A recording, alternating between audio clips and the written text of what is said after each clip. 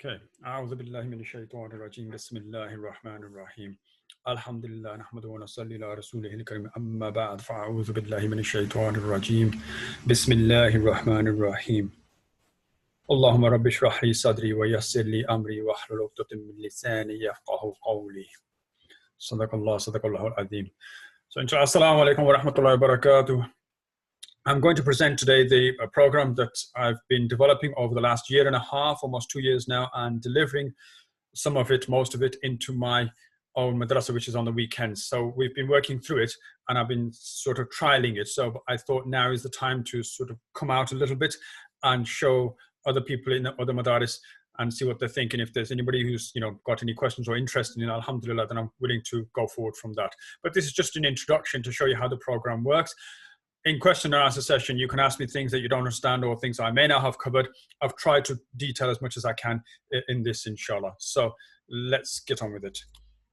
So the Qur'aan curriculum, as you can see from that, basically it's about connecting the Qur'an in the modern world so that it's explained to the students with all its the great things about the Quran that the students would be interested in, that they are studying at school or college or even university for that matter. Things to do with science and psychology and history and maths and so on, just to show them how vast the Quran is. At the moment, they have a problem with taking to the Quran in the sense that to them it's just Arabic, a language they don't understand, and they've just got a sabak paro, sabak paro, sabak paro. That's all they hear in the madrasa, and it's our responsibility to open it up and show them the greatness and the grandness of the Quran, which it has and is beyond any human's comprehension. So if we've got something with that much of grandeur to it, why are we limiting it? So what I thought was, let's develop a curriculum based on the Quran itself and see where we go from there. And that's what this is about, inshallah. So let's have a look. We begin with this ayah from the Quran. أعوذ بالله من الشيطان الرجيم بسم الله الرحمن الرحيم اقرأ باسم ربك الذي خلق. Allah subhanahu wa ta'ala says, read in the name of your Lord who created. Of course, you'll recognize this as also to be the first ayah revealed to Rasulullah sallallahu alaihi wasallam in the cave when he was meditating, praying to Allah subhanahu wa ta'ala for an answer to the problems of society around him. And Allah subhanahu wa ta'ala began with this ayah and then the first 5 ayahs of Surah Alaq, which, as we know, were revealed together in the cave. So what I want to do is just focus on this first ayah and have a look at this and what does this ayah imply for in terms of our education systems. First of all, from the onset of revelation, i.e. this first ayah, believers are encouraged to seek knowledge. Iqra, read, right? Read. Reading, reciting, is a form of accessing knowledge. But then it continues to say, Bismi Rabbika alladhi khalaq, in the name of Allah subhanahu wa ta'ala who created. So what is this telling us? Well, we are instructed to learn in the name of your Lord, i.e. that all that we learn should be with the firm certainty that the knowledge itself is from Allah ta'ala and the subject matter is also a creation of Allah ta'ala. So we're tying both to Allah subhanahu wa ta'ala, that I'm learning because Allah is educating me, right? I didn't do it myself. I didn't think of this myself. This is from Allah subhanahu wa ta'ala. He is filling my head, my mind with information, with knowledge that I never knew, with which I can, I can seek wonders and I can do wonders. And then the subject matter which I'm studying is also a creation of Allah ta'ala, whether I'm studying science, technology, history, geography, the mountains, the trees, the plants, the animals, whatever I'm studying is a creation of Allah subhanahu wa ta'ala. And the information I'm getting is from Allah subhanahu wa ta'ala. So what this does in itself is it ties the student into the Quran. It develops in them that sort of aspect. So the Quran, as the word of Allah Ta'ala, has all the knowledge we will ever need. That's what it leads to, because whatever you want, the Quran is the word of Allah, and Allah's knowledge is complete, and it is absolutely infinite. The entire universe is encompassed in His knowledge, so which is way beyond our knowledge on this planet Earth. So whatever we need, it's in the Quran. It's all we need. Therefore, why do we need any other curriculum? Is the question, really. And these are this is the sort of thing I was thinking of, and I'm going to come back to my thoughts towards the end, inshallah. But I just want to sort of set the picture here for everybody to understand where I was coming from and what sort of inspired me, if you like, to set this course up and then develop it and deliver it and feel that this is something we really need to have a look at least, inshallah. So how are the sessions run? I'm just going to give you a brief overview of how the sessions run, so because I just want to get straight to the practicality, having done that little bit of an introduction, so you're aware. So we begin with the starter activity normally, which is usually a question that's related to the central theme of the surah. A lot of you will recognize that coming from, from the idea of schools. In schools, they always have a starter activity, and with the starter activity, they begin to then home in on the subject, because the starter activity, usually a question again, is something which gets the mind focused on the theme of the lesson. But that's what I thought we'd do as well. And this question is given for discussion to the class and focuses their mind on the central theme before the beginning of the in-depth study. Now, this is also a practice of Rasulullah sallallahu alaihi wasallam. Right, and you'll find out those people who have actually studied the PGCE course, they always realize there's a lot in there that's actually from the Sunnah. If they know about the Sunnah, they'll be able to connect the two. And I looked at it and I realized there's a lot in the teaching practice which is from the Sunnah. There are many hadith, which I'm sure many of you are aware, where Rasulullah sallallahu alaihi wasallam starts with a question. He said, does anybody know such and such? Or has anybody seen such and such a thing? And the Sahaba say, Allah and His Rasul know best. And then he would then go into the hadith itself. So that's what's happening here. That I want to do similar, and I want to actually run the lessons as based upon the Sunnah. And if it fits in with modern teaching themes, alhamdulillah. The next thing we do, once we've done that question, is we then present the surah, and what I'll do is then go through the Tajweed of the surah. Okay, so if we first read through the surah and study any specific points of Tajweed. This allows the learning of Tajweed for those who do not know it, and it allows revision for those who do know Tajweed. Okay, so you see it's kind of encompassing Tajweed in there, right, as we go along. So with each surah, we just look at the Arabic, just the Arabic, and we'll read through it, and then we'll look at some surahs. And that's not to say that all the usul, all the rules of Tajweed will be outlined in one surah every time. No, we will look at one or two ideas or rules of Tajweed for each surah. As you know, some surahs have a focus on, say, qalqala, others have on a gunna, others on a ikhfa, and so on and so on. So we can always pick different rules of Tajweed and highlight them with each surah. And over the journey of several or 15, 20 surahs, you'll have completed quite a lot of the Tajweed course within this course. The next thing we then look at is the translation.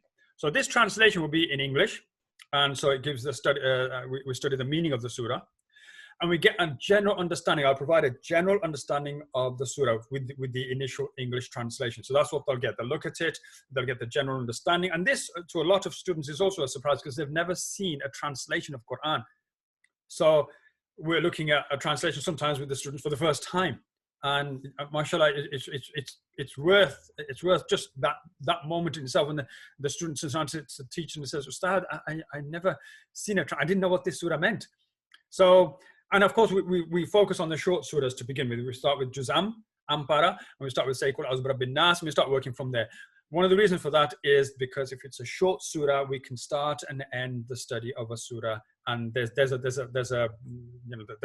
break off in sight for the students. Because of course, with looking at so many different things in each surah, it's going to take several sessions before we complete even one surah.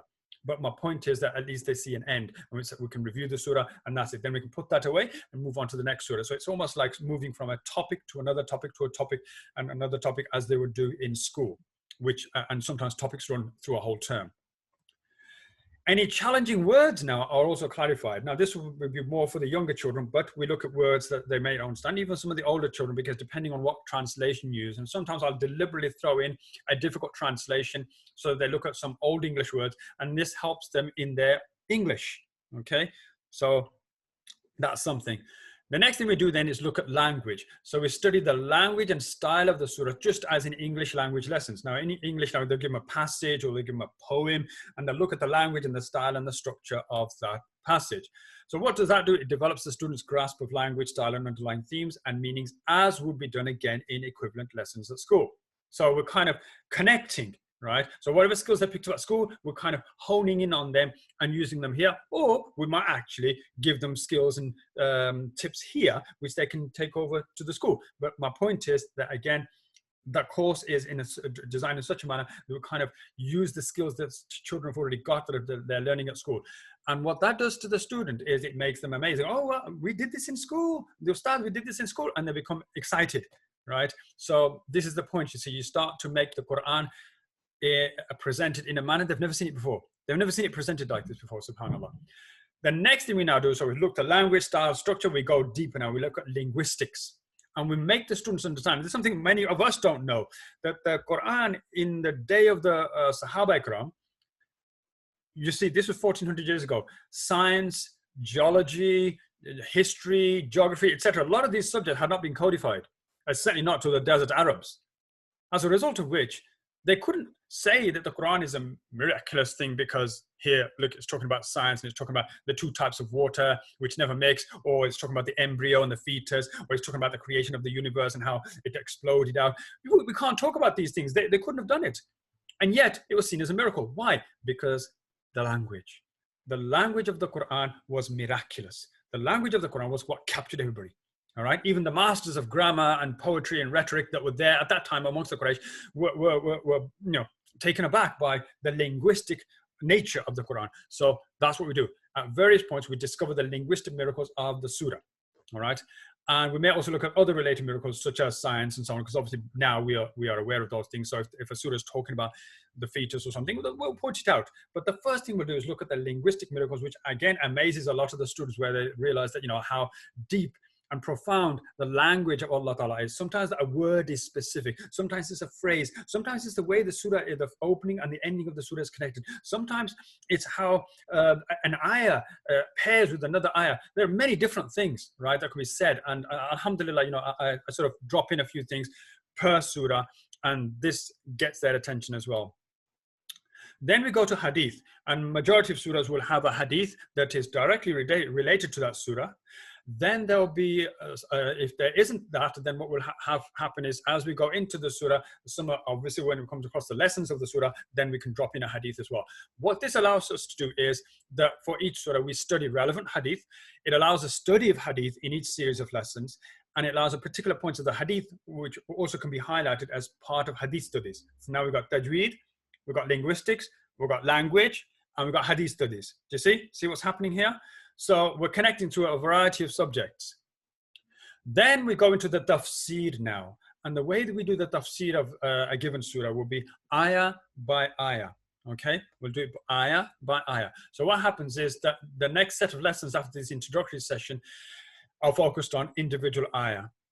Subjects and topics that are related to each ayah are then touched upon and presented to the students. So if there's something that touches upon, say, science, I'll mention it and we'll give them a little bit of, a brief upon that particular topic and its relevance to the particular ayah or the particular wording in that ayah.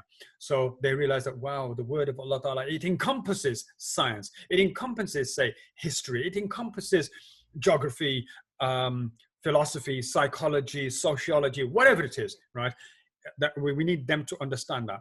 What happens then? Two things. One, it develops their subject knowledge, and two, it develops that awe that, wow, I didn't know this subject belonged in this ayah, in the word of Allah, in the Quran. Okay, so it's all exciting. As different subjects turn up from ayah to ayah, even within specific words of each ayah, the variety of subjects covered can be vast, mashallah. Okay. And so, again, the students are, they're amazed. Wow, this and this and this. And we've already done one surah and we've covered so many subjects. They love that, right? As I say, it makes it exciting. Then once we've done the whole surah, we go back. We go back to the surah, go back to the beginning of the surah. And what do we do now? Now we do something very important, right? We do what the Quran is sent for. You and me. What its meaning is. So first we go through the tafsir and we look at the classical understanding and the events that are happening in the life of Rasulullah Sallallahu Alaihi Wasallam. So they learn seerah and they learn the history and they learn the tafsir. Fine, great, wonderful. And the connection to all those subjects, great, wonderful. But now we come back and we look at the relevance that each surah has to the person individually. Because of course, that's what the Quran ultimately is for. It's not for all these other amazing things. Those are there and we have to acknowledge that. And in order to get the students' attention, if you like, and develop their awe, we've got to go through that. But in reality, it's there to give us guidance personally and directly. So now we go back to the same ayah again and again. And this time, what we do is, having completed the contextual understanding of the whole surah, we now turn to its relevance to the individual. Okay, and within that, we derive the personal lessons from each ayah, which are now studied and realized by the students as they realize that, oh, Allah's talking to me. This, oh yeah, I realized that, and I understand that now, or I can connect with that now, or I can, I can see what's being said here. So it starts to become alive for them, right, and personal. So then students realize their purpose in life, inshallah. Okay, as they go through surah by surah, over time they start to realize, hey, this is for me. Okay, and they start to become personal with the Quran, which is something we've been trying to do for a long time. Right, further to that, during the course of the program, throughout the course, there will be questions. Okay, I'll be dropping questions on them. All right, relevant to ayah for dini talim, right? So the questions that are relevant to that, for example, in the tafseer session or so on, and that will develop the dini talim, that they go in and answer that question. Also, questions that require subject study or research. So if I touch upon science or something, then I might say to them, okay, Allah Ta'ala's ni'mah upon us is that He's given many things. I want you to go away and I want you to research the eye, the human eye. And I want you to come back and tell me some 5 amazing facts about the human eye, or the ear, or the nose, etc. And that's part of their science. Okay, so they'll go away and do that. Then there are also questions which are reflective questions, where there's no right or wrong answer. It's kind of open-ended. And with those questions, where we touch upon those kind of issues in the Quran, the student is given that question, say, okay, go away, think about this, and write what you feel, what you think, what you perceive about this issue. So those are the types of questions, right, throughout the course. Relevant to the ayah for dini talim, like tafsir related or history related, seerah related, relative to the particular subject we might touch upon. So they go away and do a little bit more research on that subject, and so derive further study. And thirdly, reflective questions for their spiritual development. Okay. Then we go on to the second level now. So far, what we've been dealing with is knowledge, talim. Okay, we've been dealing so far with talim, knowledge. Now we come to this second issue which I'm dealing with in this course, which is tarbiyyah. Now, when it comes to tarbiyyah, I just want to clarify first. Tarbiyyah, what I mean by tarbiyyah is character, personality, okay, that the internal development and discipline of the human being. So I'm looking at that. So I'm looking at doing things that help them to develop themselves through the practice of the Quran, as did the Salaf, the Sahaba Ikram. They developed their understanding, their practice of the Quran, and through that developed their own tarbiyyah by acting upon the Quran. So in this case, we go to, return to discovering any practice that the students can bring about in their daily lives or generally. So I say, okay, you can do this on a daily basis, or you can do this just generally whenever you get the time, you can do this. So I'll give them things to do which are relevant to a particular surah. What that does is, as I said, helps to cultivate iman, and it's practicing the students following the study of the surah. So for example, let's say we read and study Qul A'udhu bi Rabbin Nas, which is the last surah, and then we study Qul A'udhu bi Rabbil Falaq. So I will say to them, okay, these 2 surahs, Rasulullah Sallallahu Alaihi Wasallam said that, he recommended that we read them at night when you go to bed, and you blow on your hands and you wipe over your body. And this helps to protect you from bad, evil effects, from jinn, and you'll sleep calmly and comfortably at night. So what do the students do? They will go away and do that and start doing that for the rest of their lives, inshallah. Okay, and we know that the practice of these 2 surahs plus Qul Huwallahu Ahad is a good practice, which is a sunnah of Rasulullah Sallallahu Alaihi Wasallam. So when we've done those surahs, I will then tell them about this, and they will do it. So you see, what happens is, with each surah, if there's something within it, then the students can start doing it. And we know again about Surah Kahf that you're supposed to recite it on Fridays. So when we do Surah Kahf, we can talk about the students reciting it on Fridays, and they start making a practice of that, and so on and so on. Okay. So that's the tarbiyyah side, that it develops their character, okay? And also, this is an adab of studying the word of Allah Ta'ala, that whenever you study the word of Allah Ta'ala, it's not enough just to study, yeah, okay, well done, that's a topic, put it away now, we'll do the next topic tomorrow, but it becomes a part of your life. That's how the Salaf studied the Quran. They didn't just take it as a book, right? We have to be careful when we use the word study, even because study has a connotation that you read a book and you make notes on it and you do a test on it and then it's forgotten. That's not the way to approach Quran. So when we say studying the Quran, what I really mean is using it as your guide in life, okay? So this is the adab of studying the word of Allah Ta'ala, that we bring it into our lives through practice related to its teaching, okay? So they learn that, they realize that this is not just, it's just not a reading book, it's an activity book. The third thing I'd like to do with them is tazkiyah, right? Now, tazkiyah, and sometimes people mix tazkiyah with tarbiyyah. You see, tarbiyyah is your character, your personality development. Tazkiyah is not. Tazkiyah is your spiritual development, okay? So if you like, if the first part, ta'lim, goes to the brain, the second part, tarbiyyah, goes to the heart, and the third part, tazkiyah, goes to the soul. Okay, the three components of the human being. So we review the whole surah again now, a third time, but this time in its spiritual context. Okay, this means that the whole surah is presented as a communication from Allah Ta'ala to the student for him or her to reflect upon in respect of their own relationship with their creator.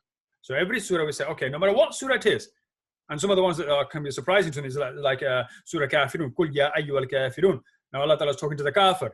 And I say, no, hold on. Our tazkiyah, our humility is that whenever Allah speaks, regardless of who He's addressing, everybody who believes in Allah listens out of adab.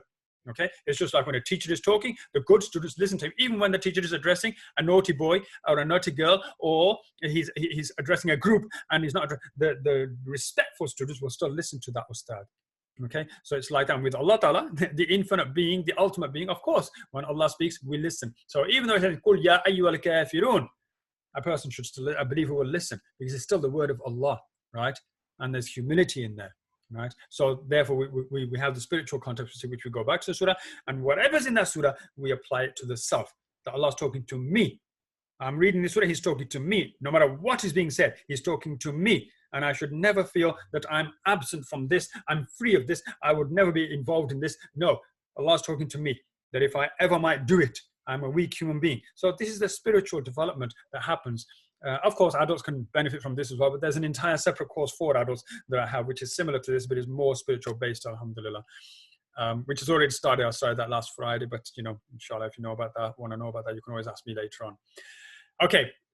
Why ta'lim, tarbiyyah, and tazkiyah? Why those three have been brought into this program and are a fundamental part of this program? Okay, the evidence for that, Qur'an again.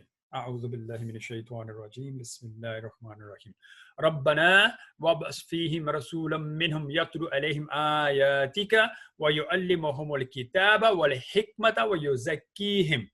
Okay, here's our evidence that this is the dua of Ibrahim al-Islam. When Ibrahim al-Islam set the Kaaba foundations up, he made a dua to Allah Ta'ala about Rasulullah Sallallahu turning up in his offspring of Ismail alayhi salam.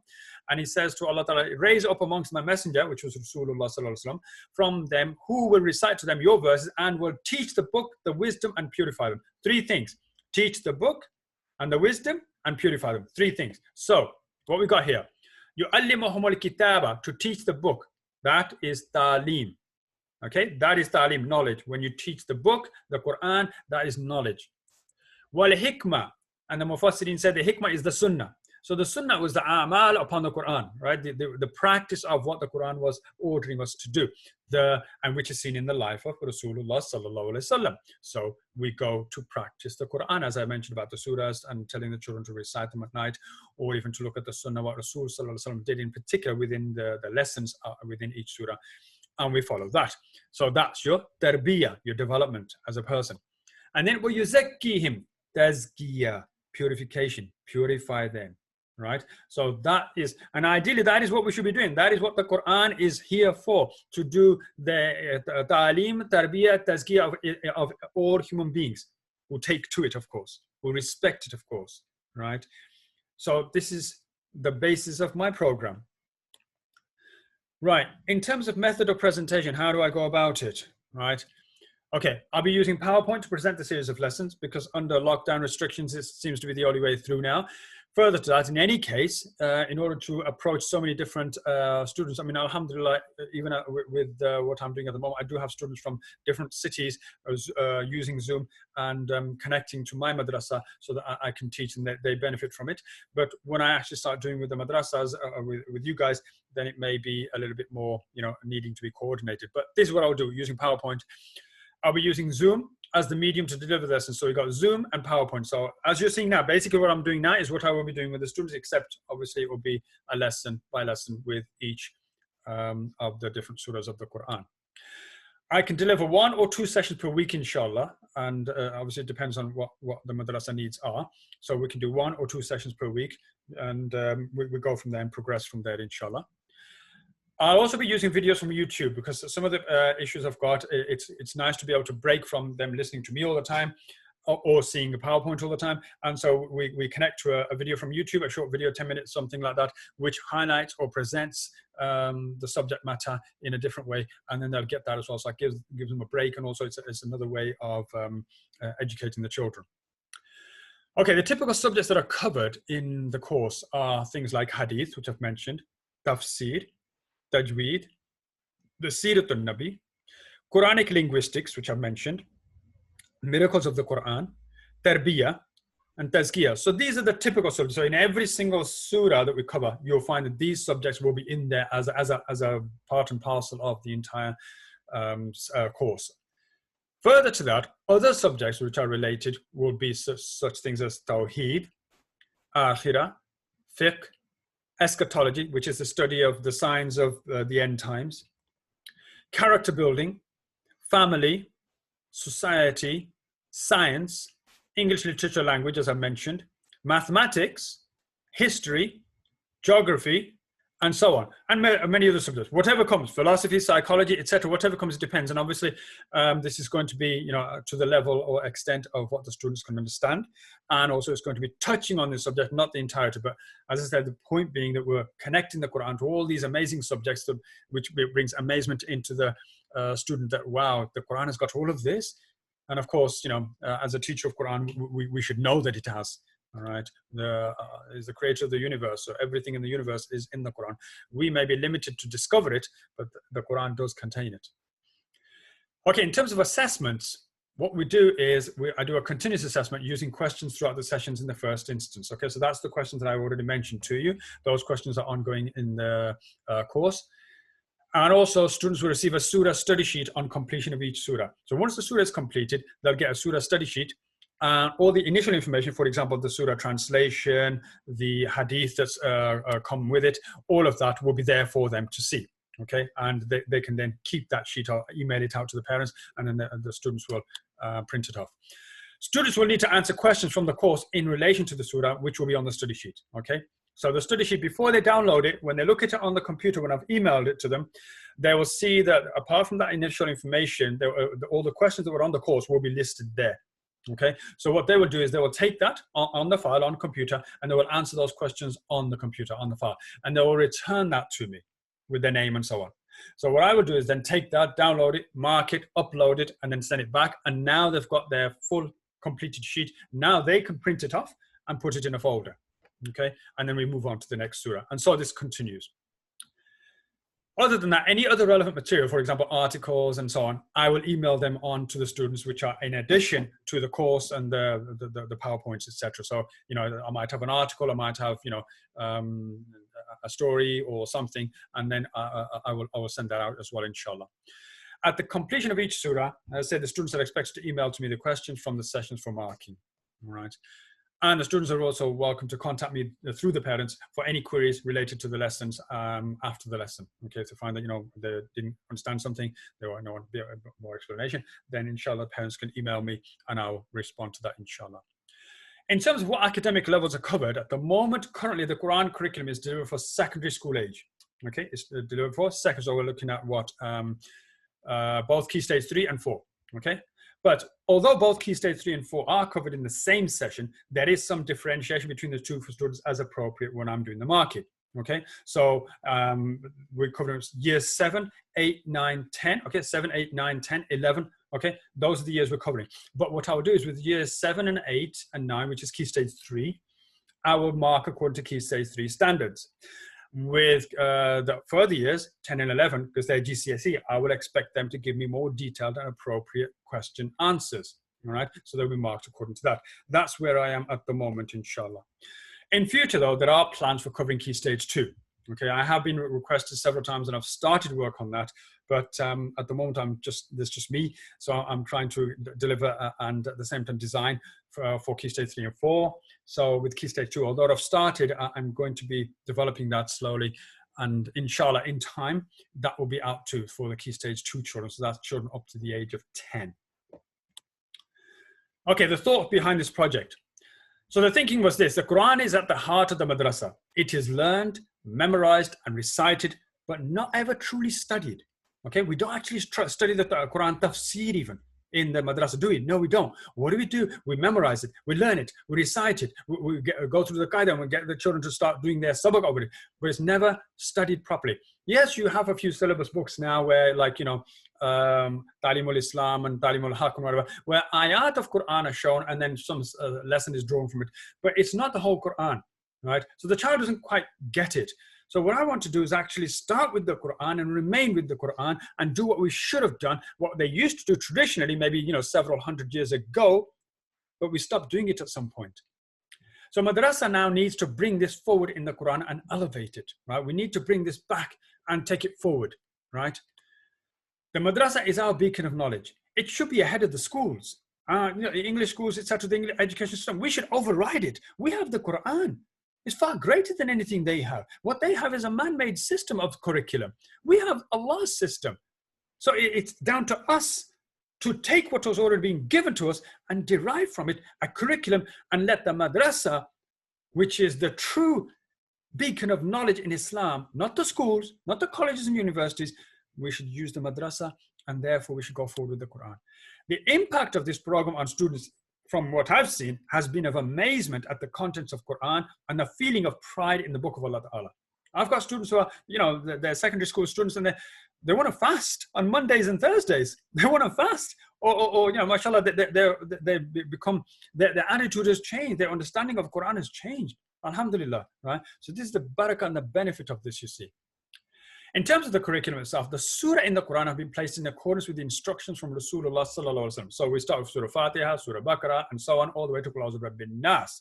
Now that order was put in place by Rasulullah sallallahu alaihi wasallam on direction from Allah Ta'ala. So those surahs are in that order for a deliberate divine reason.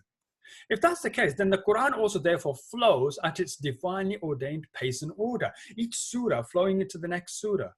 All right? The Sahaba followed this format, and they learned from the Quran about life first, then observed or researched it in the world. Okay, so they learned about it first from the Quran, and then they went out and observed it or researched it in the world. So they came from the Quran to the dunya, to the life. Currently, concepts in the world are first studied and then related back to the Quran, which is the reverse. That's what we do. We take a subject and we go, oh, by the way, did you know there's an ayah in the Quran that talks about this? So we go backwards. And that's not how the Salaf did it. They came from the Quran. And there's an important reason for that. Because if you do that, then whoever studies the Quran realizes that they're in awe of the Quran. Whereas if you do it in the dunya sense first and then go back to the Quran, it's just like, oh, it's evidenced in the Quran. It's not the same tarbiyyah, you see. So this curriculum returns to the traditional order of learning. Kalamullah, then observation in life. Okay? Kalamullah first, then the observation in life. What does this do? It inculcates belief and awe in the Quran, inshallah, in the student. That's what it does. Okay? So, inshallah, that's all I'd like to present for now. My contact details for those who are interested, inshallah, for any madrasa head teacher who wishes to know more or to enroll their secondary level class onto this course, is welcome to contact using the email here. And that's for, obviously, anybody who's present now and watching this video, inshallah, mlatifms@yahoo.co.uk. So that's my email. Email me, let me know what you want, and I can take it from there, inshallah. Okay, I think that's as far as I can take it. I've given you all the things that I can about this course. I hope that, inshallah, that was of some help. As I said, my email's there. Any further questions and discussions can be done by that for those of you who watch this video later on. And for those of you here today, inshallah, I will take your questions and answers in a little time from now. What we need to do is log off, log back in, and then I'll take your questions and answers because we had a 40-minute session here, and I'll continue and speak to you then. So Jazakallah khairan, everybody, for attending, and inshallah, I'll see you in a couple of minutes. Jazakallah khairan. Assalamu alaikum wa rahmatullahi wa barakatuh.